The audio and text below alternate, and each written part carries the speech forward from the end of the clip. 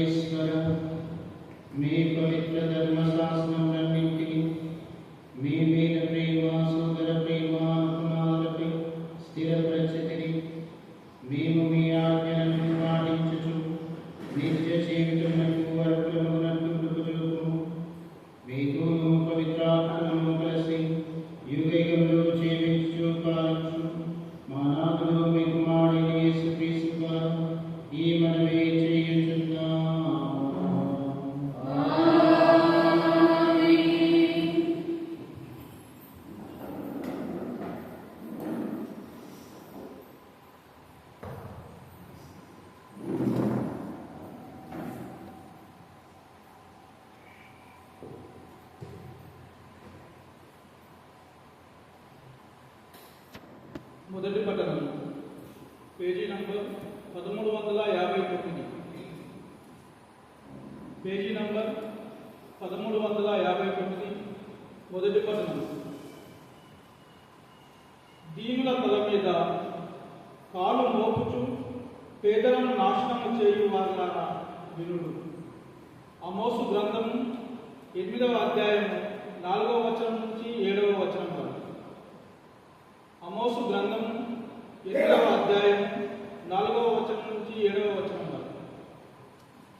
దీనుల తల మీద కాలు మోపుచు పేదలను నాశనము చేయు వారులారా వినుడు. అమావాస్య ఎప్పుడు ముగియును? మనము ధాన్యము అమ్ముకోవలెను కదా. విశ్రాంతి దినం ఎప్పుడు దాటిపోవును? మనము మరలా గోధుమలను అమ్ముకోవలెను కదా. అప్పుడు మనము కులమానులను తగ్గింపవచ్చును, తూకములను హెచ్చింపవచ్చును. దొంగ త్రాసులతో జనులను మోసగింపవచ్చును. తాలు గోధుమలను కూడా ఎక్కువ ధరకు అమ్ముకోవచ్చును. బాకీలు చెల్లింపలేని పేదలను, ద్రవ్యములకు చెప్పుల జోడు వెల కూడా చెల్లింపలేని పేదలను కొనవచ్చును. అట్లే చచ్చు ధాన్యమును అమ్ముకోవచ్చునని మీరెంచుచున్నారు. కానీ ఇశ్రాయేలు దేవుడైన ప్రభువు ఇట్లా వాస చేసెను, నేను వారి పాప కార్యములను విస్మరింపను. ఇది ప్రభువు వాక్కు. నా దేవుడే నా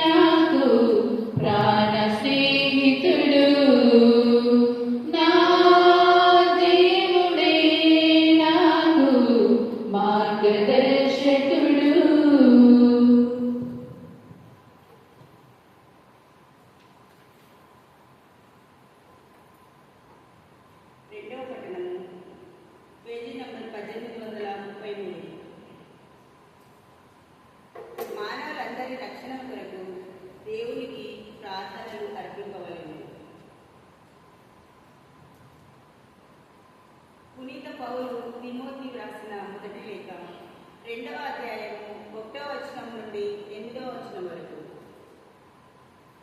పేజీ నంబర్ 1833. పునీత పౌలు తిమోతికి రాసిన మొదటి లేఖ 2వ అధ్యాయము 1వ వచనం నుండి 8వ వచనం వరకు. ప్రియ స్నేహితుడా, అన్నిటికంటే ముందు మానవులందరి కొరకు దేవులకు విన్నపములను, ప్రార్థనలను, మానవులను కృతజ్ఞతలను అర్పింపవలెనని విన్నవించుచున్నాను. మనము సత్ప్రవర్తనతోనూ సంపూర్ణమగు దైవభక్తితోనూ ఎట్టి ఒడిదుడుకులను లేని ప్రశాంత జీవితమును గడుపుటకై రాజుల కొరకును తదితర అధికారములందరి కొరకును అట్టి ప్రార్థనలు సల్పవలేను. అది ఉత్తమమును మన రక్షకుడకు దేవునికి ఆమోదయోగ్యమును అయినది. మానవులు అందరూ రక్షింపబడవలేనని, సత్యమును తెలుసుకొనవలేనని దేవుని అభిలాష. దేవుడు ఒక్కడే. దేవుని మనుషులను ఒకచోట చేర్చు మధ్యవర్తియు ఒక్కడే. ఆయనే మనుష్యుడైన క్రీస్తు యేసు మానవాళి రక్షణకై క్రయధనముగా ఆయన తనను తాను అర్పించుకొనెను. మానవులందరూ రక్షింపబడవలెనని దేవుని కోరిక. తగిన సమయముననే నిదర్శనమాయను. అందువల్లనే దీనికి నేను ప్రచారకునిగాను అపోస్తలునిగాను అన్యులకు విశ్వాసమునందును సత్యమునందును బోధకునిగాను నియమింపబడితిని. నేను అసత్యమాడటలేదు, యథార్థమును మాత్రమే చెప్పుచున్నాను. ఎల్లడలా పురుషులు క్రోధము కానీ తర్కము కానీ లేకుండా చేతులు మోడ్చి భక్తితో ప్రార్థింపవలెనని నేను కోరుచున్నాను. ఇది ప్రభుని వాక్కు. Page number 257. శుభవచనం ప్రభువచనం యేసుని సందేశం క్రీస్తుని సువిశేషం. శుభవచనం ప్రభువచనం యేసుని సందేశం క్రీస్తుని సువిశేషం. నశించు ఆత్మలను రక్షించు ప్రభువాకు, నశించు ఆత్మలను రక్షించు ప్రభువాకు. హల్లెలూయా హల్లెలూయా హల్లెలూయా హల్లెలూయా హల్లెలూయా హల్లెలూయా హల్లెలూయా. శుభవచనం ప్రభువచనం యేసుని సందేశం క్రీస్తుని సువిశేషం. గగనీయ చంద్రమునా గాలిని అలసిన వాకు, నీటిని ద్రాక్షారసముగను ప్రేమతో మార్చిన వాకు. అంతులకు రోగులకు స్వస్థతనిచ్చిన వాకు, అంతులకు రోగులకు స్వస్థతనిచ్చిన వాకు.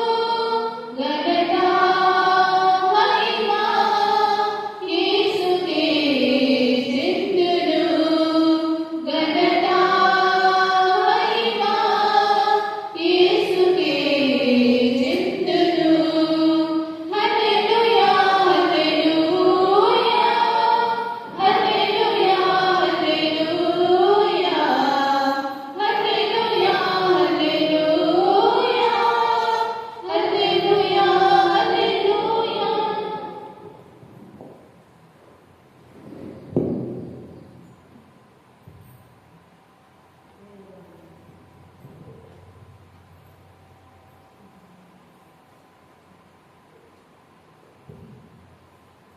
ప్రభువు మీతో ఉండునుగాక. నీ ఆత్మతోను ఉండునుగాక. పునీత లూకా గారు రాసిన సువిశేషములోని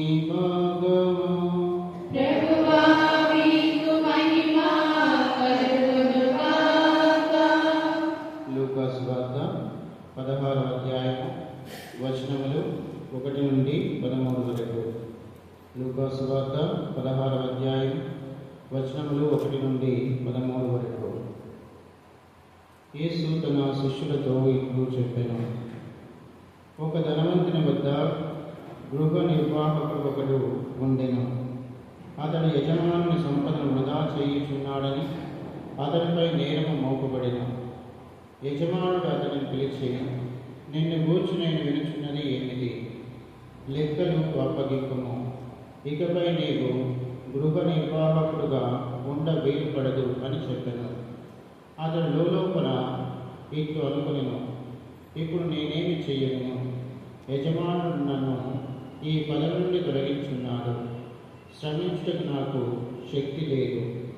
భిక్షమిత్రులకు నాకు సిగ్గుగా ఉన్నది. గృహ నిర్వాహకత్వం నుండి తొలగింపబడినప్పుడు అందరి వలన ఆశ్రయం పొందుటకు నేను ఇటు చేసేదను అని యజమాని రుణస్థులను ఒక్కొక్కరిని పిలిపించి మొదటి వారితో, నీవు నా యజమానునికి ఎంత రుణపడి ఉన్నావు అని అడిగాను. వాడు 100 మణుగుల నూనె అని చెప్పాను. అప్పుడు అతడు వానితో, నీ రుణపత్రం తీసుకొని వెంటనే దానిపై ఏబడి అని రాసుకును అని చెప్పారు. అంతటా అతడు రెండవ వాడితో, నీవెంత రుణపడి ఉంటివి అని అడిగాను. వాడు 100 తూముల గోధుమలు అని బదులు పలికాను. అప్పుడు వానితో, నీ రుణపత్రం తీసుకొని 80 అని రాసుకును అని. ఆ గృహ నిర్వాహకుడు యుక్తిగా వర్తించినందులకు యజమానుడు మెచ్చుకునేను. ఏదైనా ఈ తరమున ఈ లోక సంబంధులైన ప్రజలు వెలుగు సంబంధులైన ప్రజల కంటే యుక్తిపరులు. అన్యాయం సొమ్ముతో స్నేహితులను సంపాదించుకున్నారు. ఏదైనా ఆ సొమ్ము గతించినప్పుడు వారి నిత్య నివాసంలో మేము చేర్చుకుందురు అని మీతో చెప్పుచున్నాను. స్వల్ప విషయంలో నమ్మదగిన వాడు గొప్ప విషయంలోనూ నమ్మదగిన వాడుగా ఉండును. అల్ప విషయంలో నమ్మదగని వాడు గొప్ప విషయంలోనూ నమ్మదగని వాడుగా ఉండును. కనుక ఈ లోక సంపదల యందు మీరు నమ్మదగిన వారు కానిచో పరలోక సంపదలను ఎవరు మీకు అప్పగించును? పనుల సొమ్ము విషయంలో మీరు నమ్మదగిన వారు కానిచో మీ సొంతమైనది మీకు ఎవరు ఇచ్చును? ఏ సేవకుడును 2 యజమానులను సేవింపజాలడు. ఏదైనా వాడు ఒకరిని ద్వేషించును, వేరొకరిని ప్రేమించును, లేదా ఒకరిని అనుసరించును, వేరొకరిని తృణీకరించును. మీరు దైవమును ద్రవ్యమును సేవింపలేదు. ఇది క్రీస్తు సువిశేషము.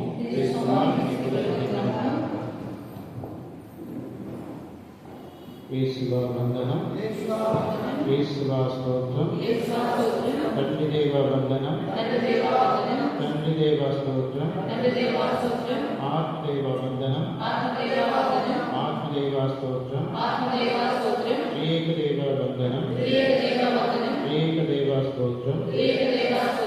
Praise the Lord, praise the Lord, hallelujah, hallelujah. క్రీస్తునందు ప్రియ సోదరి సోదరులారా, ఈనాటి సువార్త చదువుటకు మరియు అర్థం చేసుకున్నటకు కూడా కొంచెం భిన్నముగా అర్థరహితముగా కనిపిస్తూ ఉన్నది.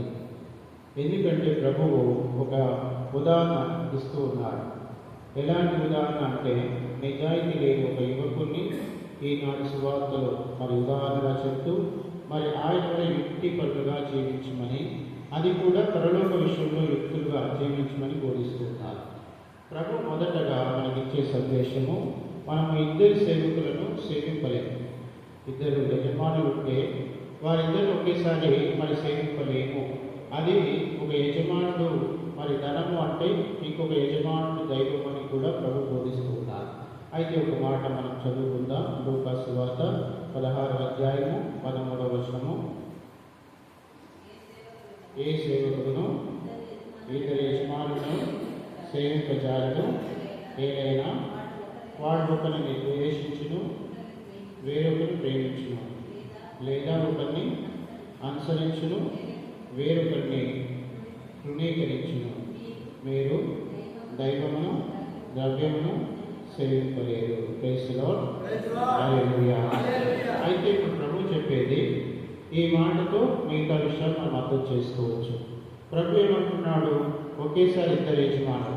ఆ ఇద్దరు యజమానులు ఒకరు దేవుడు లేదా మరొకరు సాతాను, మరి ఒకరు ధనము మరొకరు దైవము అని ప్రభు బోధిస్తూ ఉన్నారు. అయితే ఈ గృహ నిర్వాహకుడు విషయం గురించి తర్కించే ముందుగా ప్రభు ఎప్పుడు కూడా పేదవారి వైపు ఉంటారు, లేదా ఎవరైతే అణగారిన పరిస్థితిలో ఉంటారో వారి వైపు ప్రభు నిలబడతారు. మరి కొన్ని వాక్యాలు మనం ఆలకించినట్లయితే లూకాసు సువార్తలో 1వ అధ్యాయము 53వ వచనం. లూకాసు సువార్త 1వ అధ్యాయము 53వ వచనం.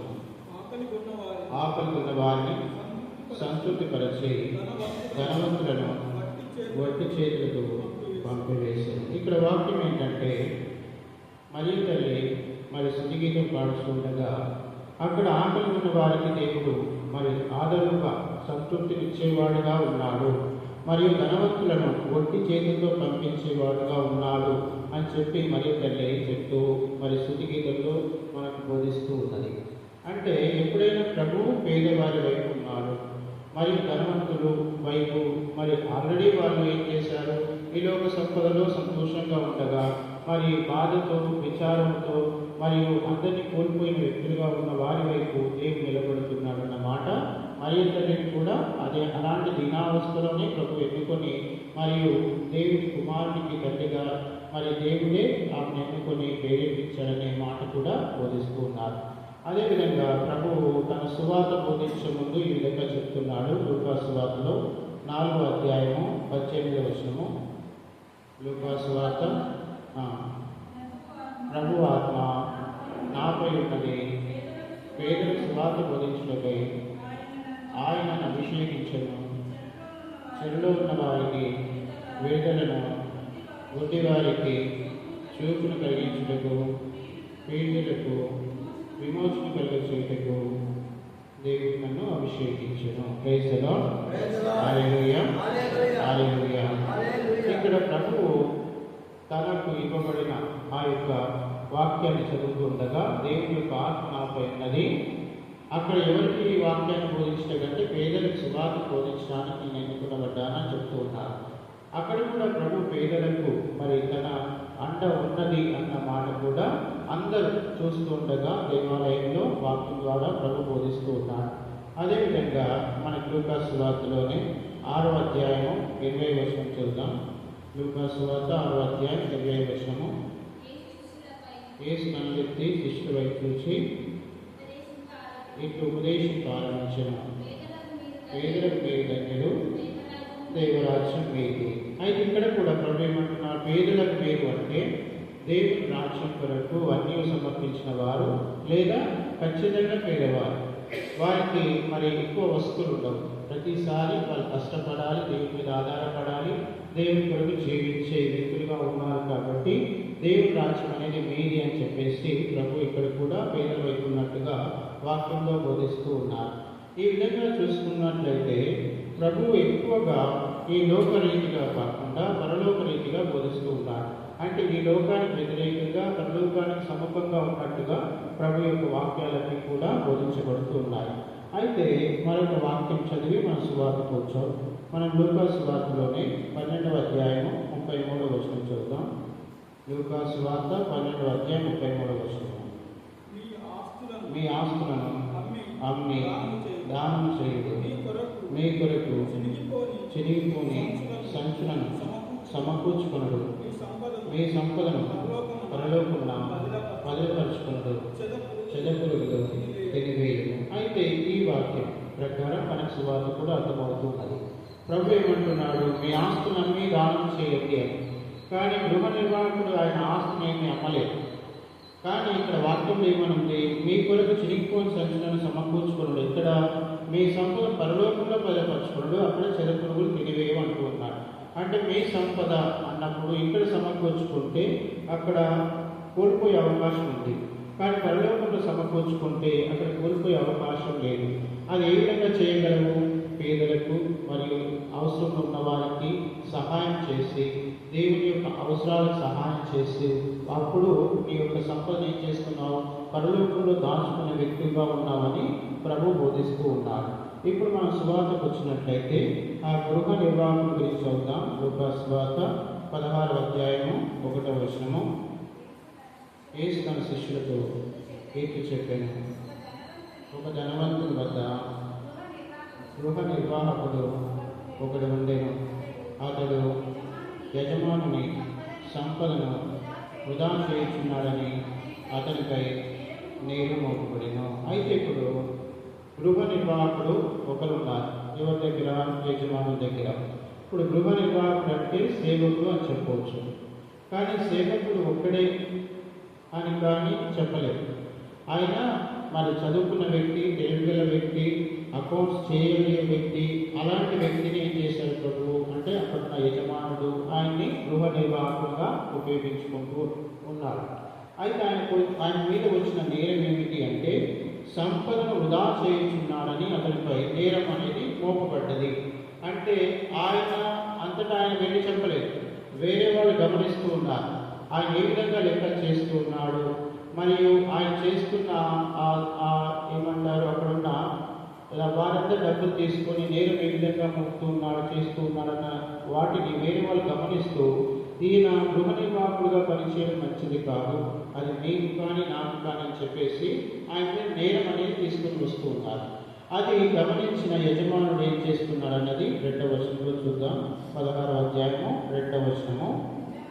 యజమానుడు అతను పిలిచి, నిన్ను గూర్చి నేను విధించినది ఏమిటి, లెక్కలు అప్పగింపుము, ఇకపై నీవు గృహ నిర్వాహకుడుగా ఉండవేయబడదు అని చెప్పాను. అయితే ఇక్కడ ఈ విషయము యజమాని దాకా వచ్చింది కాబట్టి యజమానుడు వెంటనే రెస్పాండ్ కావాలి.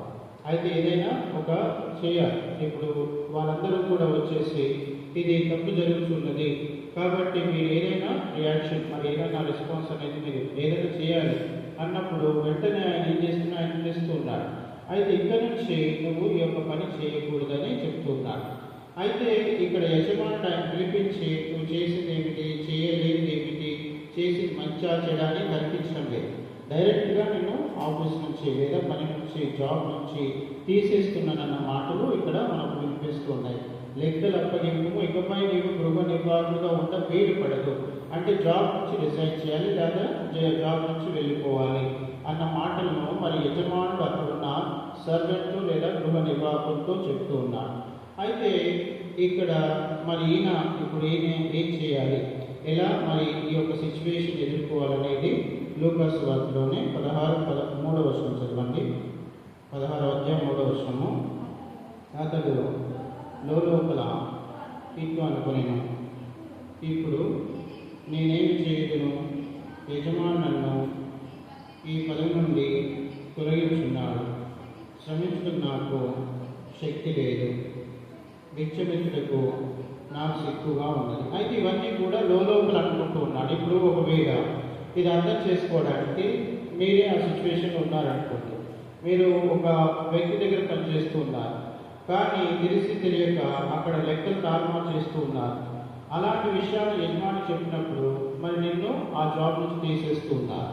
అప్పుడు నీలో నువ్వు అనుకుంటున్న మాట ఏమని, ఇప్పుడు నాకు ఈ జాబు లేదు, తీసేస్తూ ఉన్నారు, మరి నేనేం చేస్తాను, ఈ పదవి నుంచి తొలగిస్తూ ఉండగా మరి శ్రమించడానికి నేను పోయి పని చేయడానికి నాకు శక్తి లేదు, మరి భిక్షమించడానికి నాకు సిగ్గుగా ఉన్నది, వేరొక జాబ్ చేయడానికి నాకు శక్తి లేదు, లేదా వేరే వాళ్ళ దగ్గర డబ్బులు అడగడానికి నాకు సిగ్గుగా ఉన్నది అని నువ్వు లేదా నేను అలా ఆలోచిస్తూ ఉంటే మరి దానికి రెస్పాన్స్గా మరి ఏం చేస్తున్నాడు అని కూడా వాక్యంలో చెప్పబడ్డది.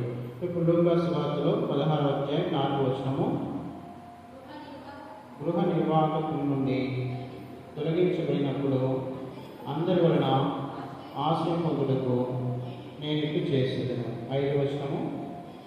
యజమాని రుణస్థులను ఒక్కొక్కరిని పిలిపించి మొదటి వానితో, నీవు నా యజమానికి ఎంత రుణపడి ఉన్నావు అని అడిగాను.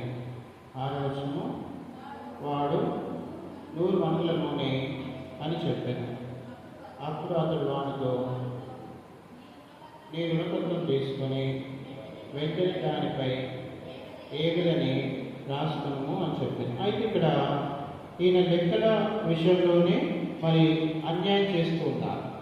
ఇప్పుడు అదే లెక్కలను ఈయన సరి చేయడానికి మరి ఆయన వాళ్ళని పిలుస్తున్నారు. అందులో ఇద్దరు వ్యక్తుల గురించి చెప్తూ ఉన్నారు. అందులో మొదటి వ్యక్తిని పిలిచినప్పుడు నువ్వు ఎంత అప్పుగా ఉన్నావు అంటే 100 మణుల నూనె అని చెప్తూ ఉన్నారు. మరి 100 కాదు మరి 50 అని చెప్పేసి రాసుకున్నాము అంతే మరి చెల్లింపు అన్నట్టుగా ఆయన చెప్తూ ఉన్నారు. అంటే ఇక్కడ ఆయన మరలా ఈ లెక్కలు తారుమారు చేస్తూ ఉన్నారు. అయితే ఇక్కడ ఆయన కమిషన్ రావాల్సింది తీసుకోకుండా ఉన్నారు, లేదా ఇంకొక విధంగా మాట్లాడితే డిస్కౌంట్ ఇస్తూ ఉన్నారు. మనకి ఇప్పుడు ఏదైనా పెద్ద పెద్ద షాప్స్ వెళ్ళినప్పుడు డిస్కౌంట్ అంటారు, లేదా 1+1 ఆఫర్ అంటారు. అయితే అక్కడ జరిగేది ఏంటి, ఉన్న రేటే మనకి ఇస్తూ ఉన్నారు. కాకపోతే మరి అక్కడ చాలా అవసరాల నుంచి ఉన్నాయి కాబట్టి 1+1 ఆఫర్ లేదా డిస్కౌంట్ అని చెప్తూ ఉంటారు. ఇక్కడ ఆయన ఉద్యోగం పోకుండా ఆయన చేస్తున్న మాట ఏంటి, 100 కాదు ఏ విధంగా రాసుకో అంటే నీకు డిస్కౌంట్ ఇస్తున్నాను లేదా నాకు కమిషన్ అవసరం లేదు. ఆ విధంగా ఏమవుతుంది, ఆయన అంటే అక్కడ ఉన్న వ్యక్తిని సాటిస్ఫై చేస్తున్నారు. ఇక్కడ జాబ్ కోల్పోకుండా ఆయన ఏం చేస్తున్నారు, జాగ్రత్త పడుతూ ఉన్నారు. రెండు విధాలుగా మనం ఆలోచించవచ్చు. ఒకటి, ఆయన జాబ్ పోవద్దు, మరియు ఇంకొక వ్యక్తికి మరి ఆయన యజమాని నుంచి తక్కువ డబ్బులు చెల్లించేలా ఈ విధంగా ఆయన లెక్కలు మరొక మారు తారుమారు చేస్తూ ఉన్నారు. ఇంకొక ఉదాహరణ ప్రభువు చెప్తున్నాడు 16వ అధ్యాయము 7వ వచనము. అంతటతడు రెండవ వానితో నీ వెంటనే పడి ఉంటుంది అని అడిగాను. వాడు 100 తూముల గోధుమలని బదులు పలికాను. అప్పుడు వానితో నీ రుణపత్రం తీసుకొని 8 అని రాసుకునము అని అన్నాను. అయితే ఇక్కడ కూడా మరొక వారి రెండో వానితో నువ్వు ఎంత రుణపడి ఉన్నావంటే 100 తూముల గోధుమలు అంటారు. అక్కడ ఎంత రాసుకోమంటున్నాడు, 8 రాసుకో అని చెప్పేసి ఇక్కడ చెప్తూ ఉన్నాడు. అంటే 2 ఉదాహరణ, ఒకసారేమో 100కి 50 రాసుకొని, ఇంకోసారి 100కు మరి 80 అని చెప్పేసి రాసుకో అని చెప్పేసి అక్కడ ఆయన ఏం చేస్తున్నాడు, అక్కడ వారికి డిస్కౌంట్ ఇస్తూ ఉన్నాడు, మరియు తన జాబ్ పోకుండా ఆయన జాగ్రత్త పడుతూ ఉన్నాడు. ఈ విధంగా జాబ్ పోతున్న సందర్భంగా మరి ఆయన తీసుకుంటున్న కొన్ని నిర్ణయాలు, దాన్ని బట్టి ప్రభు ఏమంటున్నాడంటే ఇలాంటి వ్యక్తులు మరి యుక్తిగా ఆలోచిస్తున్నారు. ఈ యొక్క మాట చదువుకుందాం. ఇదే యొక్క మరి వాక్యానికి ఈ యొక్క వాక్య భాగాన్ని ముఖ్యమైన మాట 16వ అధ్యాయం 8వ వచనము. ఆ గృహ నిర్వాహకుడు యుక్తిగా వర్తించినందుకు యజమానుడు మెచ్చుకుని ఏదైనా ఈ తరమున ఈ లోక సంబంధులైన ప్రజలు వెలుగు సంబంధులైన ప్రజల కంటే యుక్తి పరులు. Praise the Lord. Hallelujah, hallelujah. ఇక్కడ ఈ యొక్క మొత్తం ఈ వాక్యాలకు ఒక మాట ఆన్సర్గా ప్రభు చెప్తూ ఉన్నారు.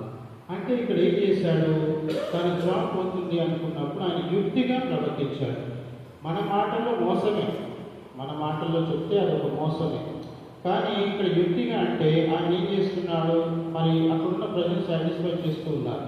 అంటే నువ్వు 100 చెల్లించాల్సిన అవసరం లేదు, 50 చెల్లించు, 100 చెల్లించాల్సిన అవసరం లేదు, 70 చెల్లించు అని ఒక డిస్కౌంట్గా మరి చేస్తూ మరి తన జాబ్ పోకుండా ఒక జాగ్రత్త పడడం. పోయినా కానీ ఏం చేస్తాడు, వీళ్ళు చూసుకుంటారు. అంటే ఎవరెవరికైతే డిస్కౌంట్ ఇచ్చారో వాళ్ళు చూసుకునే విధంగా వెంటనే కొన్ని మరి మార్పులు చేతులు చేస్తూ ఉన్నారు. అయితే ప్రభు ఏమంటున్నాడు, ఈ లోక సంబంధమైన వ్యక్తులు ఏమున్నారు, చాలా తెలివిగా ఉన్నారు. మన పరలోక సంబంధమైన వ్యక్తుల కంటే, లేదా మరి ఇతర మతస్థులు కానీ ఇతరులు కానీ మన క్రైస్తవులు మన ప్రజల కంటే ఇంకా యుక్తిగా ఉన్నారన్న మాట కూడా మనం ఆ విధంగా అర్థం చేసుకోవచ్చు. ఇప్పుడు చాలా బాగా ఆలోచించండి. ఎక్కువగా దేవునిలో ఎదిగే ప్రజలు ఎలా ఉంటారో కొంచెం అంటే మనం మోసం చేస్తే మంచిది కాదన్నట్టుగా ఉంటారు. మరి ఈ లోక సంబంధమైన వ్యక్తులు ఎలా ఉంటారు, వాడు మోసపోయినా వాడు బాగుపడకపోయినా మంచిదే, కానీ నేను బాగుపడితే మంచిదని ఆ విధంగా ఆలోచిస్తూ ఉంటారు. అంటే ఈ లోకపరమైన వ్యక్తులు యుక్తిగా ఉన్నారు, అది ఈ లోక యుక్తి, అంటే ఈ లోకాలకు సంబంధించిన జ్ఞానం. కానీ పరలోక జ్ఞానం కలిగిన వాడు అలా చేయడు. కానీ ఇక్కడ ప్రభు ఏమంటున్నాడు, ఒకవేళ అదే పరిస్థితి నీకు వస్తే, పరలోకానికి సంబంధించిన మరి అలాంటి పరిస్థితి వస్తే నువ్వేం చేస్తావు అంటే, ఇప్పుడు సడన్గా దీన్ని ఎలా అర్థం చేసుకోవాలి అంటే, నువ్వు కొన్ని సంవత్సరాలు జీవిస్తూ ఉన్నావు, పాపంలో జీవించావు, తెలిసి తప్పులు చేసావు, తెలియని తప్పులు చేసావు, సడన్గా నీకు ఏదో క్యాన్సర్ వచ్చింది లేదా అనారోగ్యం వచ్చింది, ఇది ఇక నువ్వు కొన్ని రోజులే జీవిస్తావు లేదా మరణిస్తావు అనే ఆ మాట నీకు డాక్టర్స్ చెప్పారు. అయితే వెంటనే నువ్వు చేయాల్సిన మరి పనులు ఏమిటి? అప్పుడు నువ్వు ఏ విధంగా పశ్చాత్తాపడతావు, ఏ విధంగా నీ హృదయాన్ని మార్చుకుంటావు, ఏ విధంగా నీ జీవితాన్ని మార్చుకుంటావు, ఏ విధంగా పరలోకాన్ని చేరేలా నువ్వు ప్రయత్నాలు చేస్తావు. ఆ విధంగా చేయగలిగితే అంటే కొన్ని మార్పులు చేర్పులు చేసుకొని నీ జీవితం రక్షించుకోవాలి. ఎలాగైనా మరణించబోతున్నావు, కానీ మరణించిన పరలోకంలో ప్రవేశించడానికి వెయిట్ చేస్తావు. దానికి మనకు ప్రభు ఏం చెప్తున్నాడు? మరి మంచి దొంగ చెడ్డ దొంగ ఉంటాడు. మరి మంచి దొంగ అని ఎందుకు అన్నాడు అక్కడ అంటే చివరి క్షణంలో ఆయన మార్పు చెందుతారు, పశ్చాత్తాపడతారు. ప్రభువా పరలోకంలో మరి నన్ను గుర్తు చేసుకో, జ్ఞాపకం చేసుకో, మరి నాకు కూడా పరలోకాన్ని దయచేయమని వేడుకుంటూ ఉన్నాడు. చివరిగా ప్రభు సిలువలో ఉన్నప్పుడు ఆ చిన్న ప్రార్థన, పశ్చాత్తాపంతో చేసిన ప్రార్థన ప్రభు ఆలకిస్తూ ఉన్నాడు. వెంటనే మరి నేనే నీవు నాతో పాటు పరదేశంలో ఉంటావు అని చెప్తూ ఉన్నాను. అంటే ఆ చివరి క్షణంలో ఆయన చేస్తున్న మార్పులు, మరి ఆ పశ్చాత్తాపం, ఆ పరివర్తన, ప్రభు నన్ను కూడా గుర్తు చేసుకునే ప్రార్థన ప్రభు ఆలకిస్తూ ఉన్నారు. అంటే యుక్తిగా ఆలోచించాలి.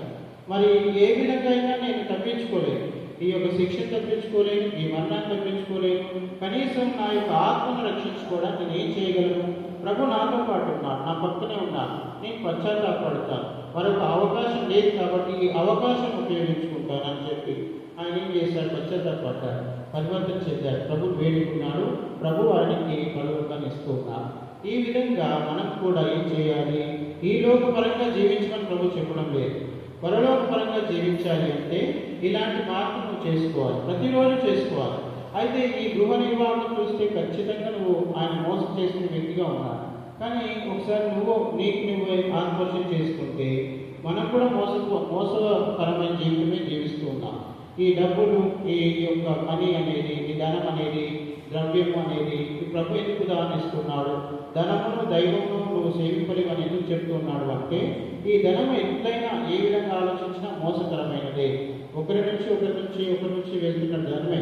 కొన్నిసార్లు మోసం చేసి సంపాదించావు, కొన్నిసార్లు కష్టపడి సంపాదించావు. కానీ ఈ ధనమంతా ఎక్కడి నుంచి వస్తున్నది? దేవుని నుండి వస్తున్నది. మోసపూరితంగా నువ్వు సంపాదించినట్లయితే ఈ గృహ నిర్వాహకం లాగా ఉన్నావు. మరి కష్టంగా సంపాదించినా కూడా అది కూడా దేవుని నుండి వస్తున్న ధనమే తప్ప నువ్వు ఏదో క్రియేట్ చేస్తున్నది ధనం కాదు. ఏ విధంగా ఆలోచించినా ఈ వ్యక్తిలాగా మనం ఉన్నాం. ఒకవేళ పాపంలో ఉండవచ్చు, అన్యాయం చేయవచ్చు, అబద్ధాలే ఆడవచ్చు, ఇంకా ఏ విధమైన ఆ పాప జీవితమే జీవించవచ్చు. ఇలాంటి నేను ఏం చేయాలి? పశ్చాత్తాపడాలి, పరివర్తన చెందాలి. ఈ అవకాశం అంటే ఈ లోకంలో నువ్వు జీవిస్తున్న ఈ జీవితాన్ని ఒక అవకాశంగా తీసుకోవాలి. ప్రభువా ఇప్పుడైనా నేను పరివర్తన చెందుతాను, ఇప్పుడైనా నేను పశ్చాత్తాపడతాను, ఇప్పుడైనా నా జీవితాన్ని మార్చుకుంటాను, మారుమనసు పొందుతాను, ఇప్పుడు నన్ను క్షమించండి, మరలా నీ సేవలో నన్ను వినియోగించుకోనండి, నాకు ఆ పరలోక జీవితం దయచేయనని ప్రార్థన చేసే ఆ వ్యక్తిలాగా మంచి దొంగలాగా ఉండాలి. ఈ గృహ నిర్వాహకులాగా యుక్తిగా ఆలోచించాలని ప్రభు బోధిస్తూ ఉన్నారు. కాబట్టి ప్రియ సహోదరి సహోదరులారా, ఈనాటి దివ్యబలి పూజలో మనం ఇవన్నీ కూడా విషయాలు ధ్యానించుకుందాం. ప్రభు చివరికి ఏమంటున్నాడంటే నీకు ఇచ్చిన ఈ లోక సంబంధమైన విషయాలు అయ్యందు నువ్వు శ్రద్ధగా లేకపోతే పరలోక విషయాలు నీకు దయచేయడు. ఈ లోక సంబంధమైన డబ్బును నువ్వు సరిగా వినియోగించకుండా మోసకరమైన జీవితం జీవిస్తే ప్రభు పరలోక సంపద నీకు ఇవ్వడు అని చివరిగా బోధిస్తూ ఉంటారు. అంటే ఇక్కడ నువ్వు వ్యక్తిగా జీవించాలి, పరిశుద్ధంగా జీవించాలి. పరిశుద్ధులు మాత్రమే పరలోకంలో ప్రవేశించగలరు. కాబట్టి ఇక్కడ నీకు ఇచ్చిన ఈ అవకాశం సద్వినియోగం చేసుకోమని ప్రభు చెప్తూ ఉన్నాడు. యుక్తిగా పరిశుద్ధంగా జీవించిన వారు మాత్రమే ఆ పరలోకంలో స్థానం సంపాదించుకుంటారు. కాబట్టి దివ్యబలి పూజలో ప్రతిరోజు ప్రభు మరి ఒక అవకాశంగా నేను తీసుకుంటాను, మరి నేను పరివర్తన చెందుతాను, పశ్చాత్తాపడతాను, నా జీవితాన్ని మార్చుకుంటాను. కాబట్టి నీ సేవ నుండి, పరలోకం నుండి, నీ సన్నిధి నుండి నన్ను గెంటి వేయకు, కానీ నీతో పాటు జీవించే జీవితాన్ని నాకు దయచేయము అని ప్రార్థన చేసుకుంటూ ఈ పూజా బలిని కొనసాగించుదాం. అందరూ లేచి మన విశ్వాసం ప్రకటించుదాం. పరలోకమును భూలోకమును సృష్టించిన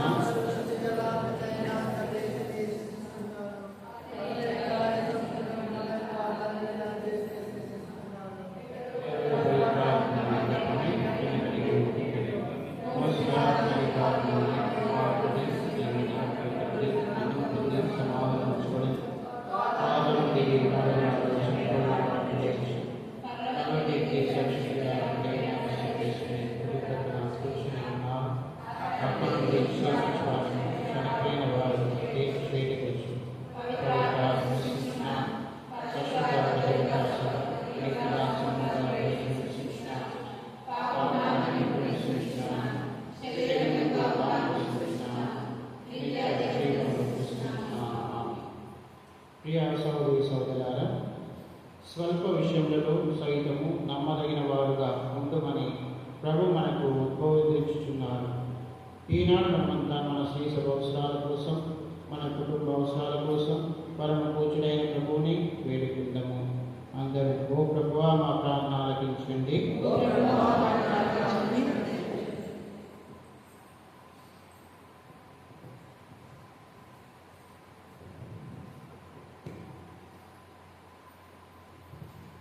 నిరంతర స్తుతి పాత్రుడా, శ్రీసభను విశ్వాసంలో సమర్థవంతంగా నడిపించుచున్న మా పాపుగారిని, మా పీఠాధిపతులను, మా విచారణ గురువులను, కన్యాశ్రులను, మఠవాసులను, ఉపదేశులను మీ కృపా కటాక్షములతో దీవించండి. వీరంతా వాక్య పరిచర్యను కడునిష్ఠితో చేయుచు తమ క్రైస్తవ బిడ్డలకు చక్కని మార్గదర్శకులుగా ఉండునట్లు వీరిని దీవించమని అందరూ ఓ ప్రభువా మా ప్రార్థన ఆలకించండి. నిత్య జ్యోతివైన ఓ ప్రభువా, మా క్రైస్తవ జీవితములు నీతికి, న్యాయములకు బాసటై అన్యాయములకు, అక్రమములకు దూరంగా ఉండినట్లు దీవించండి. పేదల శ్రమను దోచుకోకుండా తగిన వేతనములు ఇచ్చి కార్మికుల కూలీల సౌఖ్యమును కోరువారిగా మమ్ము తీర్చిదిద్దండి. అన్యాయపు సొమ్ముతో కాకుండా కష్టపడి సంపాదించు న్యాయబద్ధమైన సంపాదనతో జీవించు మనోభావమును మాకందరికీ దయచేయమని అందరూ ఓ ప్రభువా మా ప్రార్థన ఆలకించండి.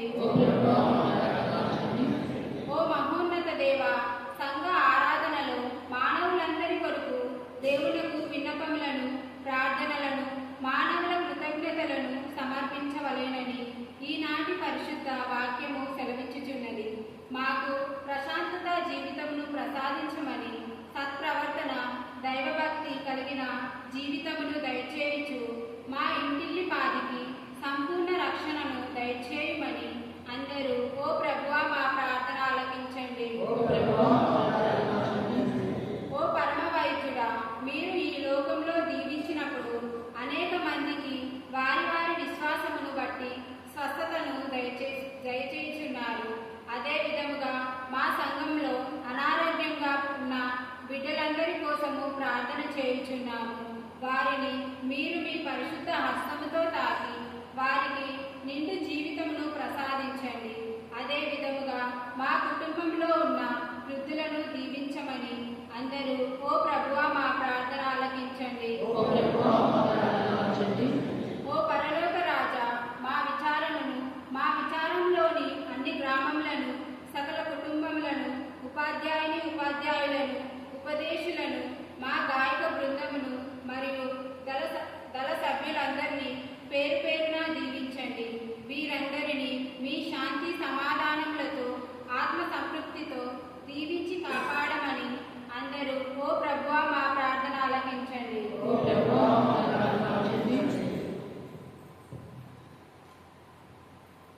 మన వ్యక్తిగత విన్నపాల కొరకు, విచారణ అవసరాల కొరకు క్షణం మౌనంగా ప్రార్థించుకున్నాం.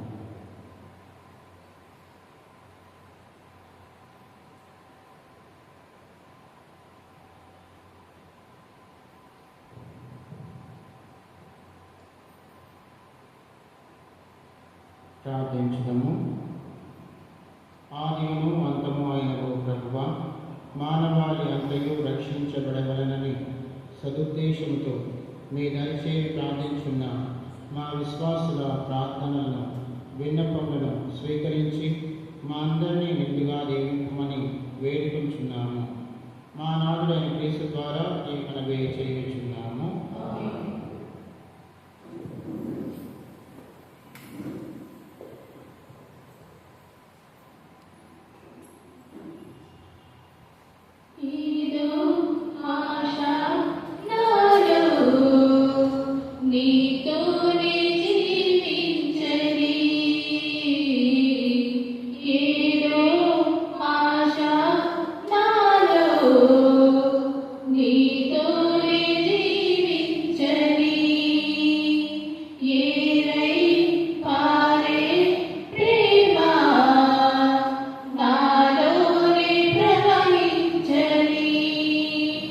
మితిలేని ప్రేమ చూపించిన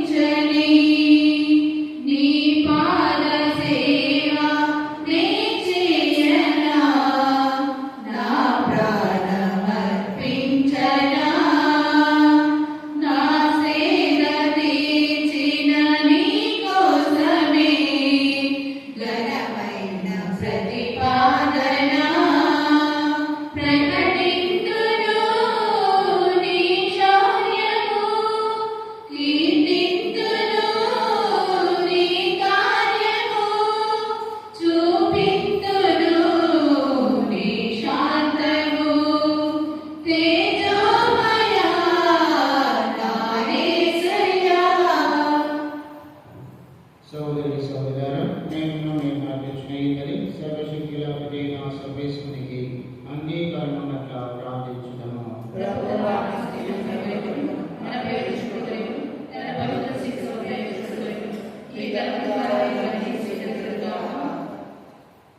ఓ ప్రభువా, మీ ప్రజల అర్పణలను నేను స్వీకరించుము.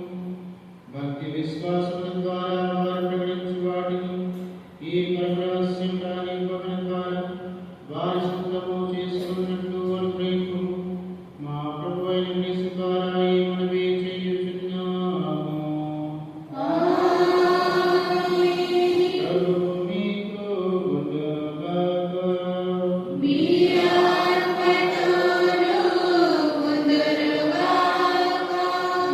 మనస్సులను ఉన్నతమునకు త్రిప్పుము.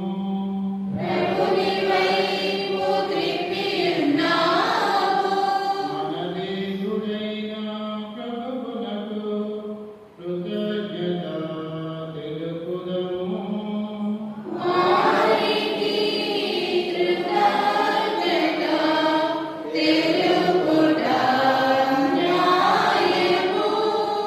ప్రభువైన దేవ, పావన పిత, సర్వశక్తి గల నిత్య సర్వేశ్వర, మేము ఎల్లప్పుడూ ఈ చోటును మీకు కృతజ్ఞతావందనములు మా ప్రభువైన క్రీస్తు ద్వారా చెల్లించుట యుక్తము, న్యాయము, ధర్మము, రక్షణదాయకము. మధ్య మానవునికి సహాయం చేయుట కొరకు మీరు దైవత్వముతో మా మధ్యకు వచ్చితిరి. దానిని మేము ప్రత్యక్షంగా చూడగలుగుచున్నాము. ఇది అపారమైన మీ ఘనతకు గుర్తు. అంతేగాక మా పతనములకు కారణమైన మధ్య రూపమును మాకు పరిష్కారంగా ఉండ చిత్తగించితిరి. ఈ రీతిగా మా పతన హేతువైన మానవ రూపముని మా రక్షణ సాధనంగా రూపొందించి మా ప్రభువైన యేసు ద్వారా మాకు రక్షణను చేకూర్చితిరి. మనిషిని తిరిగి మీకు సత్యపరుచుకుంటిరి. అతని ద్వారా నిరంతరము మీ సమక్షంలో ఆనందించున్న దూతల బృందము నీ వైభవం ఆరాధించున్నది.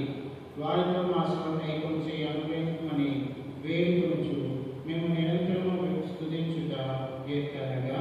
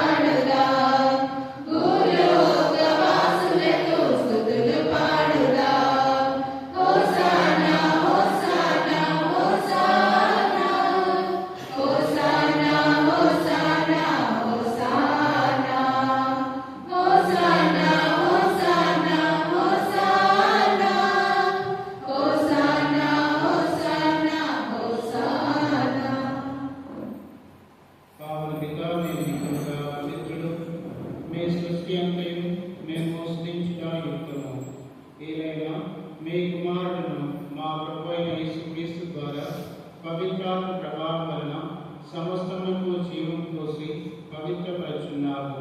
ప్రపంచమాద్యంతం సూర్యోదయం నుండి సూర్యాస్తమయం వరకు మీ నామమును నిర్మలమైన బలి నడిపించుటకై ప్రజలను నిరతము పిలుచున్నావు. కావున ఓ ప్రభువా, ఈ కానుకలను సముద్రమునందు తెచ్చియున్నాము. పవిత్రాత్మ వీనిని పవిత్రపరచ బ్రతిమాలుకొనుచున్నాము. ఈ విధమునైన మా ప్రభువును మీ కుమారుడు అయిన యేసుక్రీస్తు శరీర రక్తములు అగునుగాక. అతని ఆజ్ఞ ప్రకారమే ఈ కృతజ్ఞతార్చన నెరవేర్చుచున్నాము. అతడు అప్పగింపబడిన రాత్రి అప్పమునందుకొని మీకు కృతజ్ఞతా వందనములు చెప్పి స్తుతించి త్రుంచి శిష్యులకిచ్చుచు ఇట్లనిరి, మీరందరూ దీనిని తీసుకుని భుజింపుడు. ఏలయనా ఇది మీ కొరకు అప్పగింపబడనున్న నా శరీరము.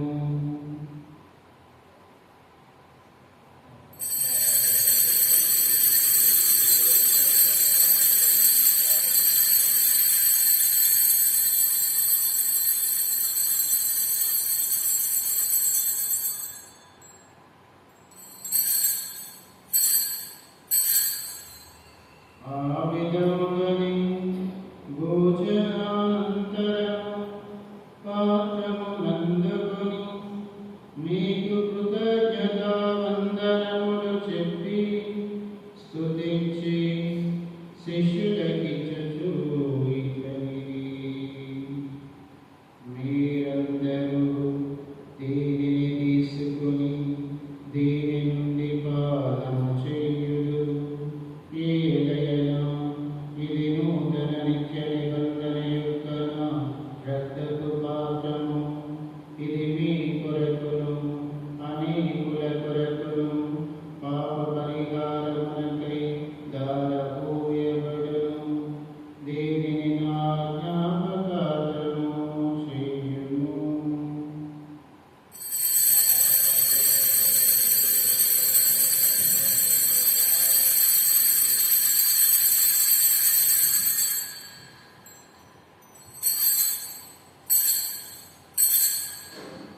ఇది విశ్వాస రహస్యము. మోజేసువా, మీ మరణమును ప్రకటించెదము, మీ ఉత్థానమును చాటెదము. మీరు మరల వచ్చు వరకు మేము వేచియుందుము. మేము వేచియుందుము.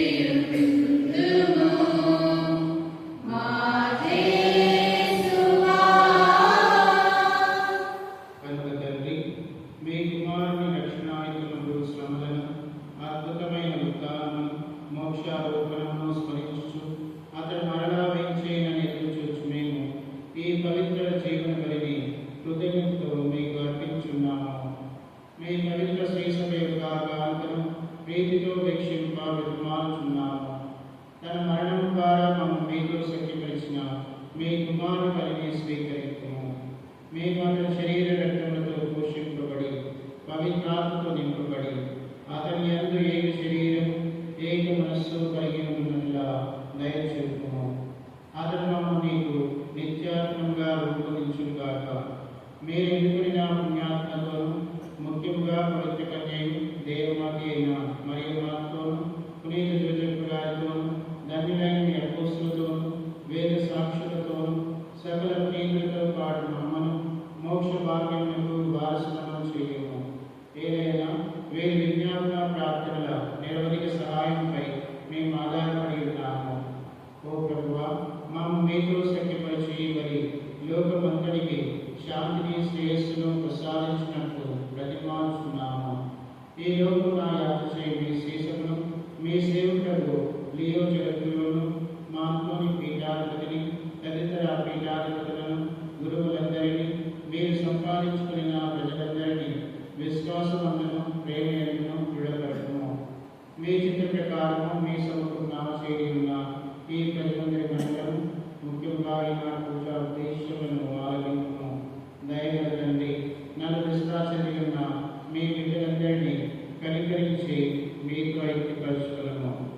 చనిపోయిన మా సహోదరి సహోదరులను మరియు ముఖ్యంగా ఈనాడు పూజారులలో అర్పించబడుతున్న ఆత్మలను మరియు ఉద్దేశంలో ఉన్న ఆత్మను మీ ప్రేమలో ఉన్న వేడిన వారందరినీ దయతో మీ రాష్ట్రంలో చేర్చుకున్నాము.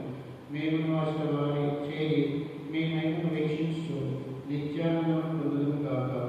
మా ప్రభు అయిన క్రీస్తు ద్వారా ఈ మనవి చేయుచున్నాము. అతని ద్వారా మీరు సకల మేలులను లోకము దయచేయుచున్నారు.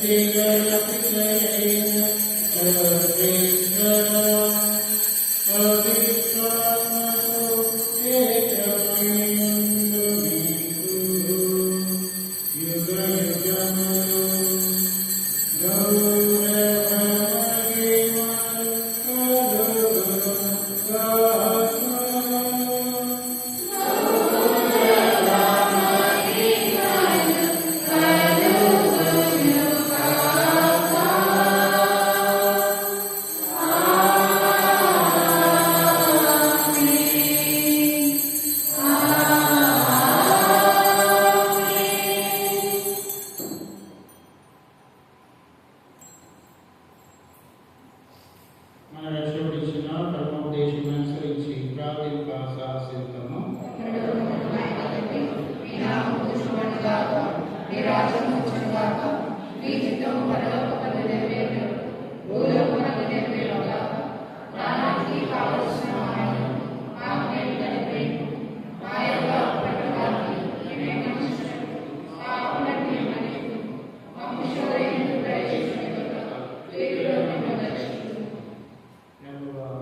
అన్ని కీడుల నుండి మమ్మల్ని రక్షింపుము. మా ఈ రోజులలో మా శాంతిని ప్రసాదింపుము. మీ దయానుగ్రహం వలన పాపం నుండి మమ్మల్ని విముక్తులను చేసి అన్ని కలత నుండి సర్వదా కాపాడును. మేము మోక్షానందమును మా రక్షకుడైన యేసుక్రీస్తు ఆత్మను నిరీక్షించుచుందుము.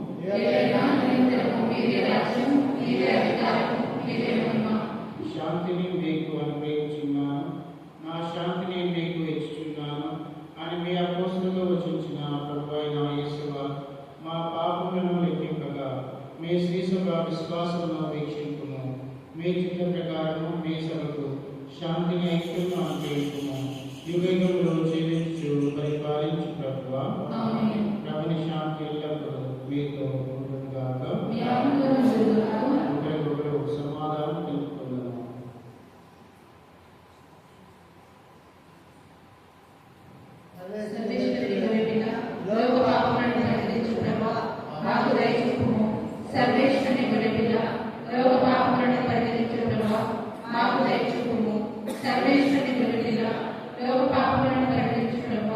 మాకు శాంతిని దయచేయండి.